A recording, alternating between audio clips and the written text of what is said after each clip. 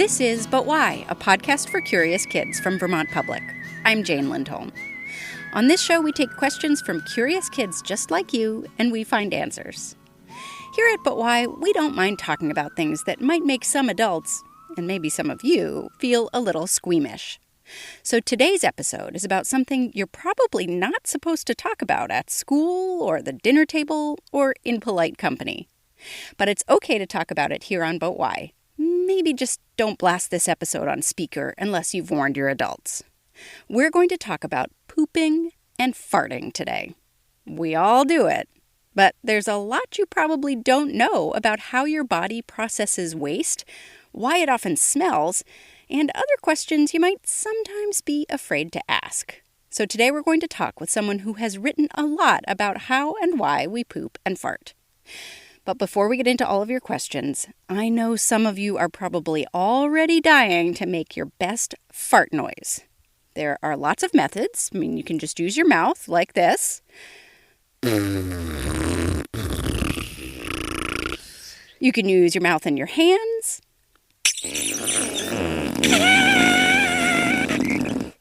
Or your hands and your armpits. I'm not very good at that one. So let's just get this over with so we don't have it hanging over our heads all episode. Go ahead and let it rip. Make your best fart sound. You've got 5 seconds. 3, 2, 1.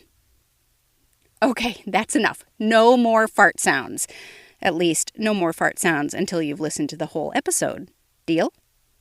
Let's get to know our guest for today. Her name is Mary Roach. I'm a writer, but I write books that require a lot of research. But all that means is I go around and I sit down with people who know a lot and I pick their brains and I ask a lot of questions, whatever questions pop into my head. And I have a tape recorder so I can remember what they've said. And then I take all that information and put it in a book. Mary Roach has written 8 books, and one of them is of particular interest to our topic. It's called Gulp, Adventures on the Alimentary Canal. That was the point at which I became something of a weirdo expert on the things that happen between your mouth and your butt. Between your mouth and your butt is a pretty crude description of the alimentary canal, but also pretty accurate. The alimentary canal, Alimentary, is the passage food takes all the way through your body. And Mary has written about all of it, including the part at the end. I'm Mateo. I'm 8 years old, and I'm wondering, how does your food turn into your poop? I'm Solomon, and I'm 6, and I live in St. Paul. How does food turn into poop? Well, there's several stops along the way, but first thing you have to do is chew it up. So it's kind of a mushy thing that you can swallow, and then you form it into a swallowable thing called a bolus, and that slides down the tube into your stomach. And in your stomach, you have this stuff that kind of begins to break it down into a mushy kind of porridge. And then when it's like a liquidy porridgey state, then it gets spurted into your small intestine, and that's where your body's like, oh, food.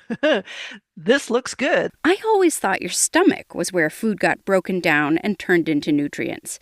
But it turns out I was only half right. The saliva in your mouth and the stomach acid and other liquids in your stomach do break down your food into smaller and smaller molecules.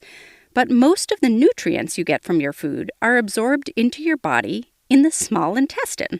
There's stuff that your body needs in your small intestine, which is the first part of your intestine. So your body's absorbing, it's taking stuff out of there, like nutrients and proteins and things that it needs to live. And then it kind of makes its way down to the end part of your intestine, and that's where the poop gets formed. And a lot of water gets taken out because otherwise, if that didn't happen, you just have diarrhea all the time. And that's not fun for anybody.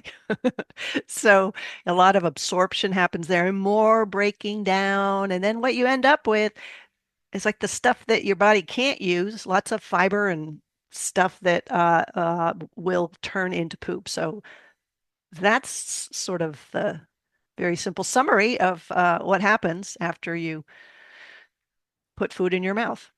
Hi, my name is Spencer. I live in North Vancouver. I'm 5.5. How do people pee and poop? How does our body know what becomes poop and what becomes pee? Well, there are different systems. I mean, you've got the kidneys and the bladder are what are handling the liquids, and the intestine is what's making the poo. So you have separate systems. My name is Rowan. I live in Lincoln, Massachusetts. I'm 3 years old. Why is our poop brown? My name is Belzy. I'm 7 years old and I live in Vietnam.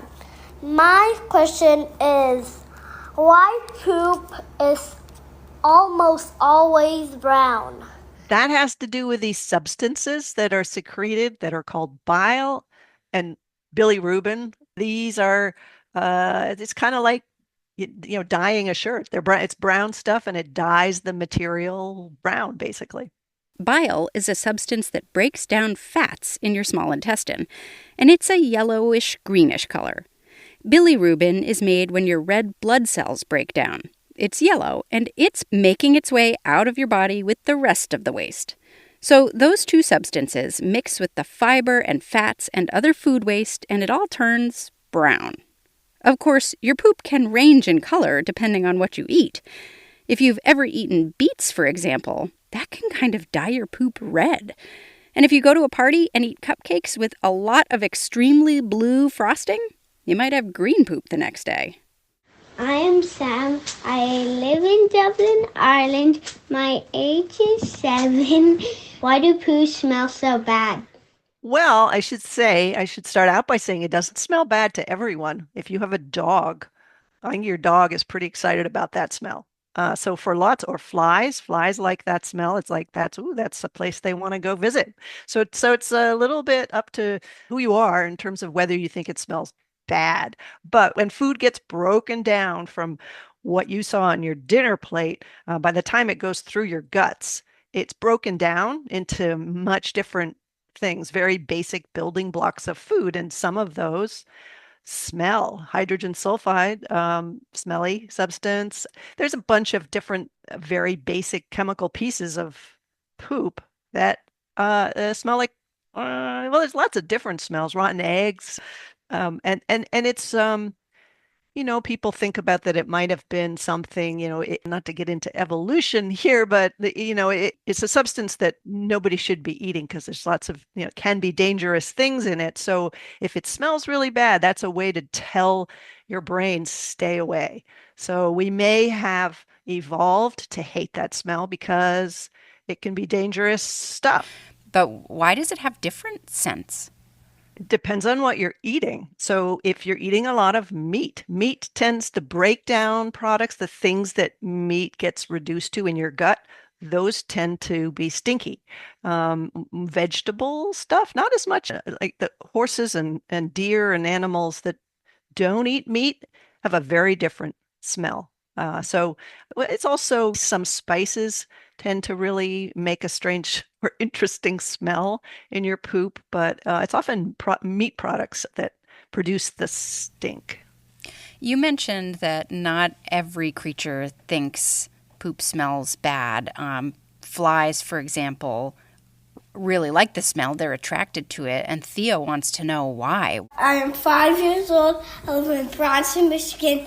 Why do flies like poop? They're not eating it so much as they're setting up housekeeping. They are moving in and finding a place to raise a family. That's what's going on with flies. And if you think about poop, it's warm and moist, which they like, and it's also full of proteins and fats and vitamins. It's for them anyway, it's a delicious, nutritious substance that they can, when the babies hatch, when the larvae hatch and you have all those little maggots squirming around, poop is something for them to eat. So it's kind of a room and board for the maggots. My name is Henry.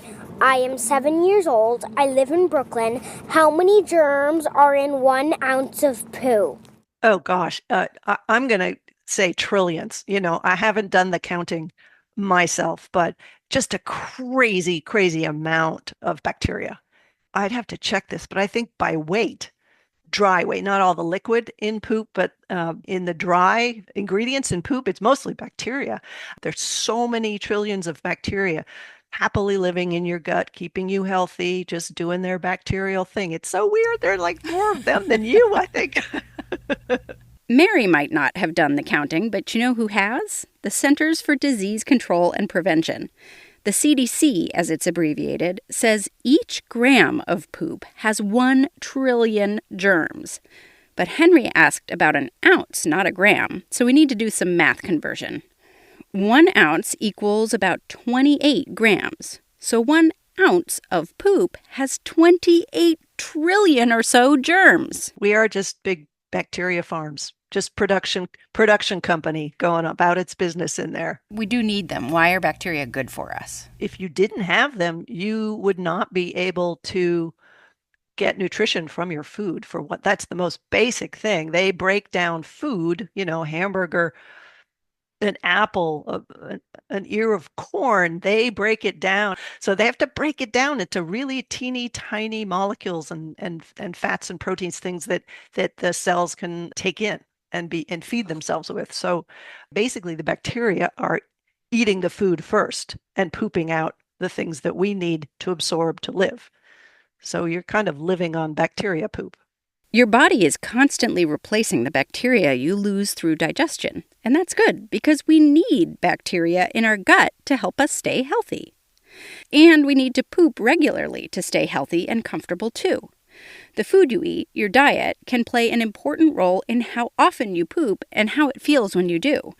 Some of you have probably heard adults talking about needing to eat more fiber to stay regular. To put that in more direct terms, regular just means pooping regularly and not getting constipated, where you feel like you need to poop but you can't get it out, or having diarrhea, where your poop is really liquidy. Fiber is often found in foods like fruits, vegetables, and whole grains. But what does that have to do with poop? My name is Anya. I'm from Lancaster, Pennsylvania. Yeah, and I'm 4 years old. How does fiber make you poop? Hi, my name is Liam. I'm 5 years old, and I live in Princeton, Texas. And my question is, why does fiber make you poop? Well, because it's something that the bacteria in your guts don't break down all the way. It's too tough and too fibrous. The bacteria have a tough time breaking it down into the kinds of bits that can be absorbed and used by the body. So they just pass right on through. It's just the, kind of the stuff that you'd throw in the compost bin, the stuff that you're not using, and you have to empty the bin. That's the whole basis of pooping. Fiber helps your body in a number of ways. It becomes food for that good bacteria we talked about earlier, and it can help make your poop easier to get out of your body, not too hard and not too soft. Okay, so here's a question. Why do we have to poop in the first place? My name is Vivi, and I'm 5 years old. I live in California, Los Angeles, and my question is, why do we have to go to the bathroom? Because otherwise we'd explode. The compost bin would fill up, and your gut would stretch. And guts are very stretchy, but at a certain point, they couldn't stretch anymore, and they would burst. And that's really bad because all those bacteria that are wonderfully healthy and good, if they get out of the tube, that's bad news because they could spread around different places in the body and set up housekeeping in a bad spot and then you would get an infection and it'd be bad, very, very bad. So you don't want your gut to burst. And that's why you need to keep emptying it. It's like a garbage bag. If you keep stuffing stuff into a garbage bag, at a certain point, it's going to burst and all the stuff's going to come out. And that's a mess. Let's go out of this world for a minute. But be warned, this answer is a little bit gross. Hi, my name is Georgia. I'm 5 years old. I live in Copenhagen, New York. How do astronauts go poop in space?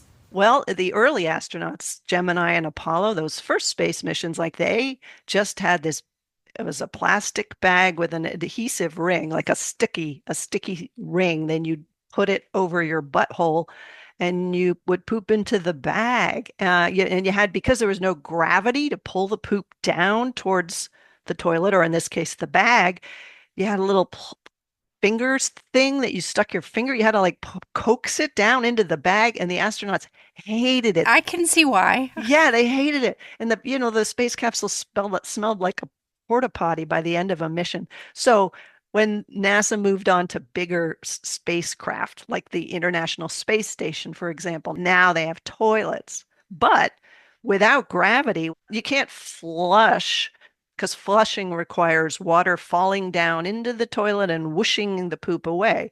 So now you have to come up with a whole different system. So it's basically airflow. So there's this powerful breeze blowing past your butt and coaxing the poop down into the toilet. So, and in order to keep it in the toilet, there's a little sliding roof that has to shut. And if that's not timed right, it could cut off the top of the poop. And that gives you a situation actually called decapitation, fecal decapitation. And then the poop would, float around the spacecraft. And that was terrible because you had to be the one to chase it down. Also, it could gum up the airflow holes and the toilet wouldn't work. And if the toilet didn't work, then you had to go back to using the bag. So, very complicated machine, the space toilet. I did warn you that it was going to get gross, but also, at least to me, pretty interesting. I never thought about how complicated it would be to figure out a bathroom system for astronauts in space, but it's clearly very important. I think that's just about enough poop talk, wouldn't you agree? One more thing before we move on, though. We've been using the word poop pretty consistently in this episode, but that's not the technical term. The technical word for poop is feces or fecal matter, and there are lots of other words people have come up with to try to make it sound a little more polite. In fact, there are some pretty creative expressions people have used to try to avoid having to say poop or feces. One of my favorites that the NASA toilet designers used was, they talked about the astronauts' contributions. So you could just say to your adult, I need to go make a contribution in the bathroom. Exactly. Yes. I'm making a contribution. Okay, that's enough of that. But I'm sorry to tell your adults who are listening, it's not the end of the episode. Coming up, we answer your questions about farts. This is But Why, a podcast for curious kids. I'm Jane Lindholm. We've been throwing the rules of polite conversation out the window in this episode, but it's all in service of science and understanding our bodies. We're exploring our own alimentary canal. Do you remember what that is? It's the system of tubes that takes food from your mouth, down through your esophagus, stomach, small intestine, large intestine, and out the other end of your body as waste. Everybody poops. And we've gotten a lot of good, serious questions about why and how, so we're answering them today with science writer Mary Roach. But there's something else smelly that comes out of our bottoms that we also want to learn more about today. Farts. Not surprisingly, there's one burning question we keep getting. My name is Eric. I live on Bainbridge, Washington. I am 9 years old, and my question is, why do farts stink? Well, they smell because some of the things we eat, and not all of them, some of the things we eat, when they're broken down into little tiny bits and pieces that our body can use, in the process, gas is created. And some of those gases, like hydrogen sulfide, are really stinky. So depending on what you eat, you can have really stinky farts. A lot of the main gas in farts is hydrogen, and it is odorless, doesn't stink. So a lot of farts don't stink. It's just depends on what you eat. I was mentioning before, meats are, I eat meat, and I actually, after I learned this, I kind of pay attention to that. I'm like, oh yeah, there's a meat fart. I'm 11 years old, and I'm from California, Los Angeles, Hollywood. Why do farts always stink when you're not in the bathroom? But when I'm out here with my family, I just want to put in some toots. It like smells like so bad. I think you're just really, really tuned into it when you're out in public. You're like, oh my God, is this going to be a stinker? So you're going to notice, and it's embarrassing and you don't want to get caught. So I think you're just paying attention more. Why are they such different noises, though? I mean, you can have farts that make all kinds of sounds, from completely silent to a squeak, a honk, a low toot like a foghorn, a wispy breeze blowing by, or even something that sounds like someone talking. What's the deal? And how do sound and smell go together? Part of it has to do with you. If you're by yourself and nobody's around, you're just going to blow one out. Just, I think, the sides of your butthole just are kind of flapping around. And I think that's where you get the sound. And if it's just it's often the little squeakers, the little tiny amount that comes out, that's not going to be as noisy. There's one theory there's one expert on farts who I spoke to when I was writing Gulp. And his feeling was that the ones that the ones that are going like that you're really pushing out, he felt like those that the gas is dispersed more, so it's not going to like spread out. Spread out. So so sometimes the little squeakers, where the little cloud of stink just comes out like a little cloud, that floats around, and if it hits your nose, then then you're going to get a wallop of smell. So it's sometimes those silent but deadly. It's the little ones that don't make a noise. And that was his theory, that when you blow it out with gusto, that you're spreading those molecules out so they don't have as much smell in any one place that a nose might be. While we're talking about farts, why do people fart? My name is Finn. I am 7 years old. I live in San Diego. Why do people fart? Hi, my name is Frankie. I come from Bangladesh, New Zealand. I'm 5. Why do farts come out of my bum? Again, it's to keep you from exploding.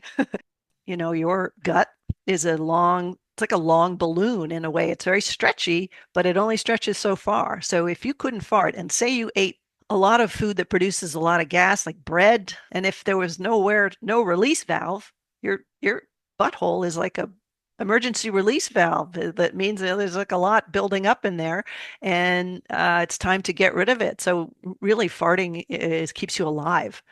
It's a life-saving maneuver to fart, because if you didn't fart, the gas would get to the point where your gut would burst like a balloon, and then all the bacteria in there would go all around your body and cause trouble and could kill you. So farting is a healthy and beneficial activity. In that case, if I, fart out loud at the dinner table or in the classroom, can I tell my teacher and my family, sorry, Mary Roach told me this is a life-saving maneuver I'm doing, and you can't get mad at me for it?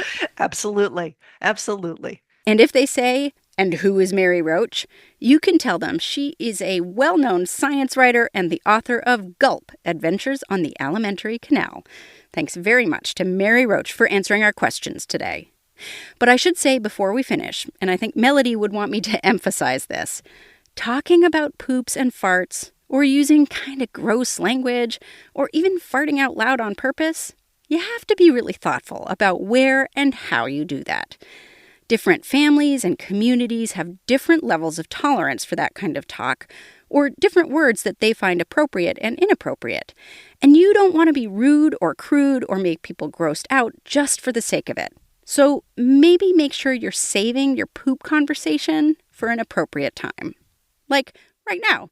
I promised you could make your fart noises again at the end of the episode if you listened all the way through. So here's your chance before you or your adults turn this podcast off. Ready? Go. 3, 2, 1, stop! That's it for this episode. If you have a question about anything, gross or not gross, have an adult record you asking it. It's easy to do on a smartphone using an app like Voice Memos. Then email the file to questions@butwhykids.org. We can't answer every question we get, but we love hearing from you and knowing what's on your mind. But Why is produced by Melody Bodette and me, Jane Lindholm, at Vermont Public. Our video producer is Joey Palumbo. Our theme music is by Luke Reynolds, and we're distributed by PRX. We'll be back in 2 weeks with an all-new episode. Until then, stay curious.